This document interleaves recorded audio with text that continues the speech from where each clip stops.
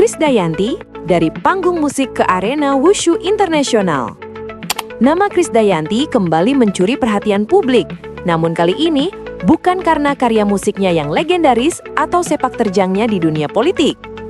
Diva pop Indonesia ini akan tampil di panggung yang sama sekali berbeda, arena bela diri. Krisdayanti resmi mewakili Indonesia pada ajang 10th World Kung Fu Championship yang digelar di Meishan, Tiongkok.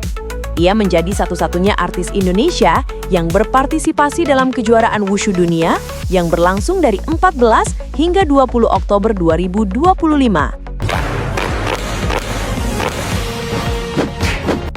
Dalam kejuaraan bergengsi ini, Krisdayanti akan bertanding di kategori Taolu atau jurus bersama 9 atlet wushu Indonesia lainnya yang terdiri dari berbagai kelompok usia, mulai dari anak-anak hingga dewasa. Keikutsertaannya ini mengejutkan banyak pihak, mengingat Krisdayanti lebih dikenal sebagai penyanyi dan mantan anggota DPR RI. Namun, di balik sorotan panggung, ia ternyata telah menekuni wushu selama 4 tahun di bawah bimbingan Yayasan Inti Bayangan.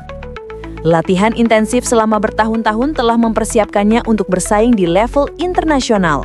Ia bertekad mengharumkan nama Indonesia.